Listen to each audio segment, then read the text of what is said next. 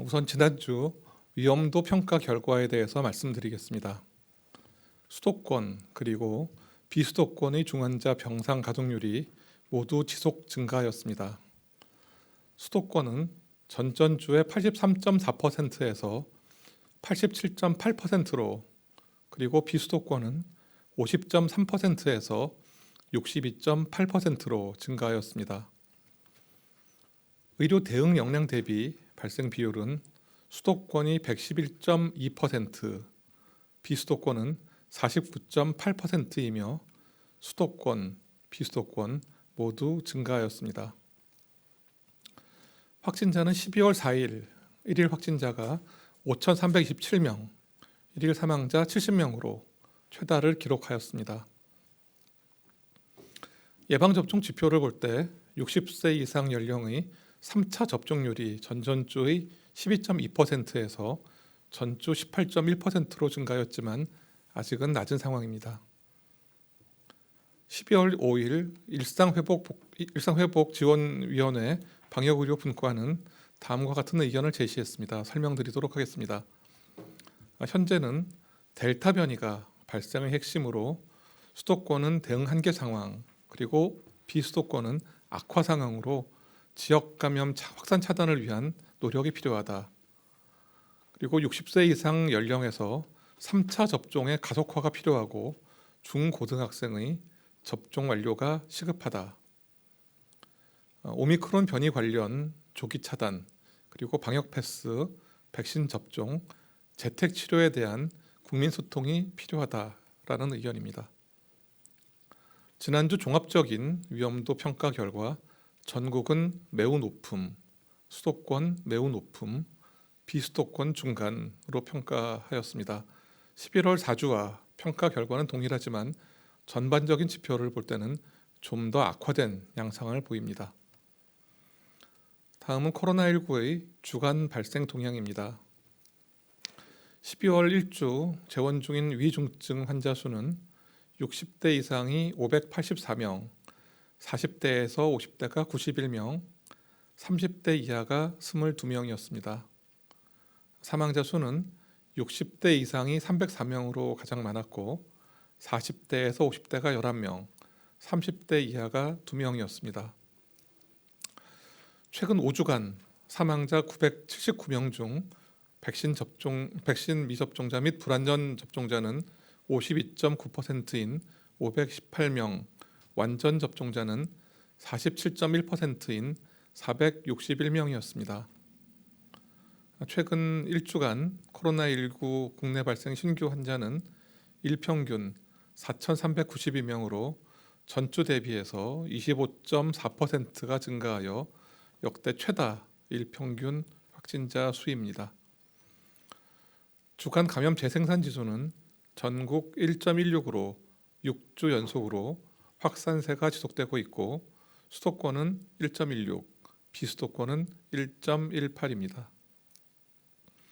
전주 대비해서 모든 연령군에서 일평균 발생률이 증가하였고 특히 60대 이상 연령군과 19세 이하의 연령군에서 높은 발생률이 지속되고 있습니다.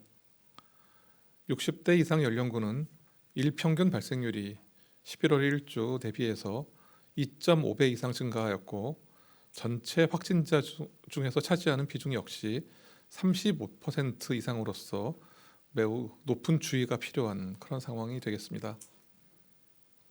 국내 감염 사례의 변이 바이러스 검출률 말씀드리겠습니다. 변이 바이러스 검출률은 100%이고 99.8%가 델타형 변이, 0.2%는 오미크론형 변이로 확인되었습니다.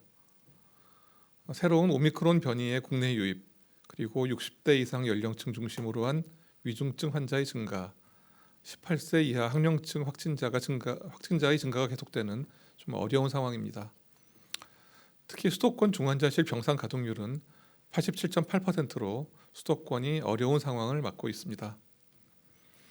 이에 정부는 사적 모임 인원 축소, 방역 패스 적용 시설 확대, 방역 패스의 청소년 적용 등 특별 방역 대책을 4주간 실시하고 동기간을 특별 방역 기간으로 설정하여 정부 합동 점검, 부처별 소관시설 점검, 지자체의 자체 점검 등 범정부 현장 점검을 추진할 계획입니다.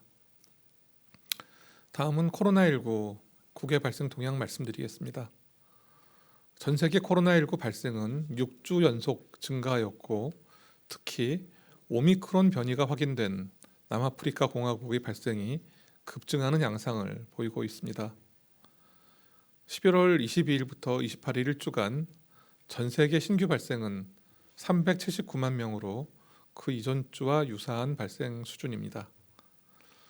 그런데 유럽 지역이 260만 명을 넘어서면서 전체 발생의 70%를 차지하였고 유럽 지역의 61개 국가 중에서 23개 국가에서 전주 대비 10% 이상 발생 증가하였습니다. 특히 독일에서는 그 9주 연속 발생이 증가하여 1일 확진자가 역대 최다로 발생하였습니다. 아프리카 지역의 경우에 그 이전 주 대비 발생이 2배 가까이 크게 증가하였습니다. 특히 오미크론 변이가 보고된 남아프리카 공화국의 경우 주간 발생 증가율이 전 세계 최고 수준을 기록하였습니다. 코로나 이외에 다른 말씀도 전해드리겠습니다. 10월 말 이후 호흡기 세포융합 바이러스 감염증 환자가 증가하는 양상이 나타나고 있어서 이에 대해서 주의 말씀드리고자 합니다. 호흡기 세포융합 바이러스는 주로 어린이에게 감염되는 바이러스성 호흡기 감염병이고 심하면 폐렴까지 일으킬 수 있습니다. 2세 미만 영유아에서 그 발생률이 높고 비말 전파 또는 분비물에 오염된 물건들의 접촉 등을 통해서 간접 전파될 수도 있고 우리나라는 주로 10월에서 3월 사이에 유행합니다.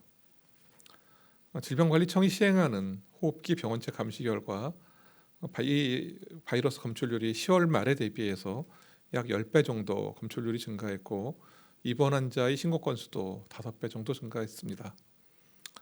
신생아실이나 산후조리원, 영유아 보육시설 등에서는 집단 발생 예방을 위해서 호흡기 증상이 있는 직원이나 방문객의 출입을 제한해 주시고 정해진 시간마다 환기를 하는 등 감염관리 원칙을 철저하게 준수해 주시기 바랍니다. 또한 영유아들이 컵, 식기, 장난감 등 이런 개인 물품들이 다른 사람들과 함께 사용하지 않도록 하여 주시기 바랍니다. 호흡기 증상이 있는 신생아는 격리 및 필요한 진료를 받을 수 있도록 만전을 기해 주실 것을 당부드립니다. 지금 일일 확진자 수와 위중증 환자 수가 지속 증가하고 있습니다. 현재는 이 증가세를 낮추고 의료 역량을 강화하는 것이 가장 중요한 과제라고 할 수 있습니다. 최근 유입된 오미크론 변이에 대한 대응도 필요하고 추진하고 있지만 당장 맞서 싸워야 할 대상은 여전히 델타 변이이며 이에 대한 경각심을 늦추어서는 결코 안 됩니다. 오랜 기간 방역 조치로 인해 불편을 인내해 주신 많은 분들께 송구하고 또 송구한 마음으로 부탁드리겠습니다. 가급적 만남을 줄여주시고 불필요한 접촉은 삼가하여 주시기 바랍니다. 연말 연시에 약속이 많고 보고 싶은 분들도 많겠지만 지금이 어려움을 이기기 위해서 모두의 참여가 필요합니다.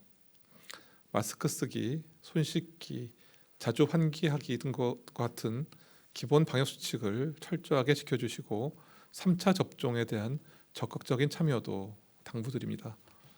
방역 당국도 최선을 다하겠습니다.